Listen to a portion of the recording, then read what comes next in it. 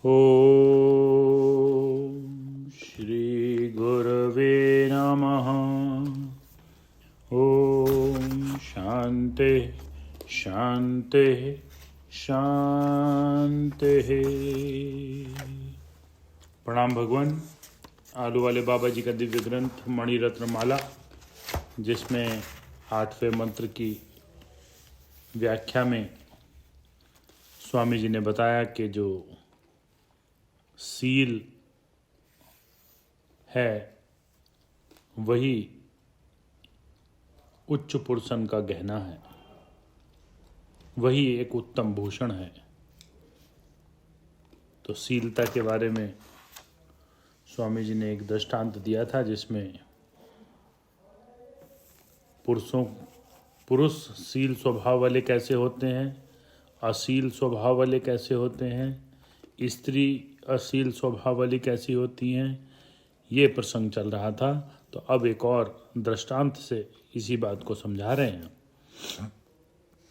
एक राजपुत्र ने अपने पिता की इच्छा से विरुद्ध एक स्त्री के साथ विवाह कर लिया और एक गुप्त स्थान में उसके साथ रहा करता था। राजा को जब यह समाचार मिला कि मेरा पुत्र मेरे शत्रु की पुत्री के साथ विवाह करके गुम हो गया है, तो वह बहुत दुखी हुआ। पुत्र की यह कार्यवाही उसे योग्य न मालूम हुई, इसलिए वह दुखी होने लगा और मरण के समीप आ गया।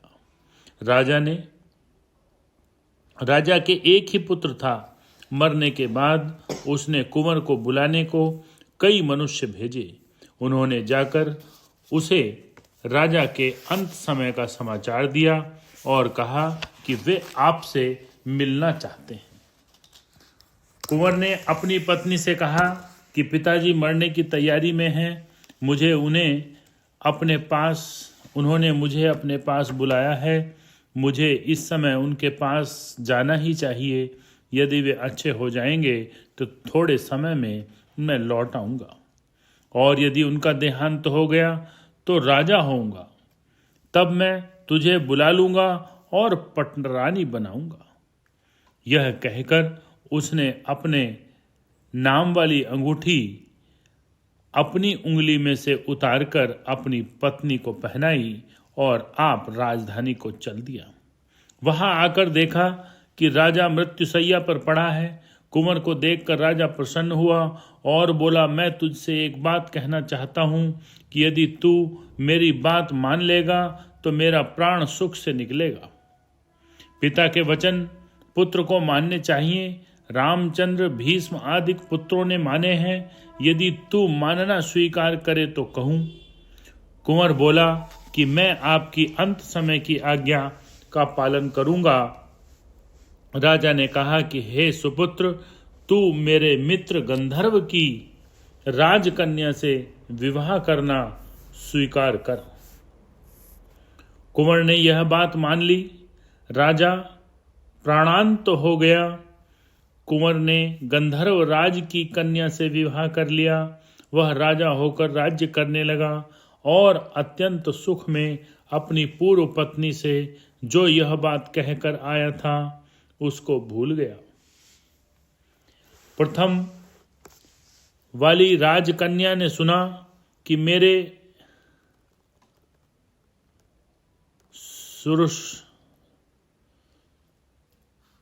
ससुर का देहांत हो गया और मेरा पति राजा हो गया, और उसने एक और राजकन्या से विवाह कर लिया।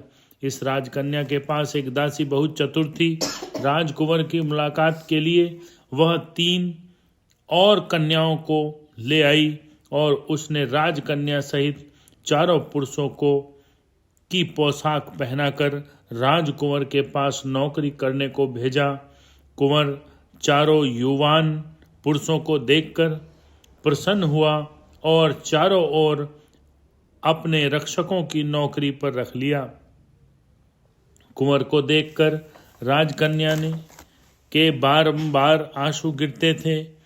कुंवर ने कई बार पूछा, तुम्हारी राजकुमारी रूपक रक्षक ने कुछ उत्तर न दिया। एक दिन उद्यान में कुंवर अकेला घूम रहा था। तब उसने रक्षक के हाथ पर एक अंगूठी देखी जिस पर उसका नाम खुदा हुआ था। अपना नाम देखकर उसने रक्षक से पूछा कि हे मित्र, यह अंगूठी तुझे कहाँ से प्राप्त हुई है? वह बोला, आपके पास से। कुंवर ने विस्मित होकर कहा कि मैंने यह अंगूठी तुझे कब दी? वह बोला, जब तुम मुझे छोड़कर आए, राजा बने तब। कुंवर समझ गया कि यह मेरी प्राणेश्वरी राजकन्या है। तब उसने उसका कहा मान लिया और मरते समय कि पिता की आज्ञा कहकर अपने अपराध की क्षमा मांगी। तब राजकन्या बोली, आपने पिता की आज्ञा अनुसार जो विवाह किया है उससे मैं प्रसन्न हूँ, परंतु आप मेरा त्याग न कीजिए। आपने अपने रनवासे में दासी समान रहने को दीजिए, जिससे मैं आपके दर्शन किया करूं। कुंवर ने स्वीकार कर लिया और अन्य तीनों को पुरस्कार देकर विदा किया। गंधर्व कन्या राजकन्या संबंधी सब बात सुनकर कुंवर से बोली कि आपने जिसके साथ पूर्व में विवाह किया है उसका हक मारा जाना मैं नहीं चाहती। हाँ, आपकी पटरानी होने की अधिकारिणी है। मैं उसकी छोटी बहन के समान रहूंगी। इस प्रकार दोनों पत्नियां प्रेम पूर्वक बहनों के समान रहने लगीं। इन दोनों ने ही सील का अनुसरण किया, इसलिए दोनों सुखी हुई। राग द्वेष रहित अत्यंत शुद्ध मन ही परम तीर्थ है। तीर्थ आंतर और बाहर दो प्रकार के हैं। गंगा, जमुना, नर्मदा, पुष्कर आदि बाहर के तीर्थ हैं और सत्य, क्षमा आदि आंतरिक मन के तीर्थ हैं। सत्य, क्षमा, इंद्रिय निग्रह, दया, आर्जव, दान, सम, संतोष, ब्रह्मचर्य, मधुर भाषण, ज्ञान, धृति और जप आदि ये सब तीर्थ हैं, परंतु सर्वोत्तम तीर्थ तो विशुद्ध मन ही है। बाहर के तीर्थ भी जिसका मन निर्मल है उसी को फल देते हैं। एक मन की विशुद्ध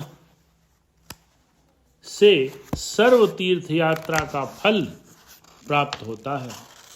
तीर्थ से मोक्ष भी प्राप्त नहीं होती, परंतु मन रूप तीर्थ से मोक्ष प्राप्त होता है। ओम शांति शांति शांति।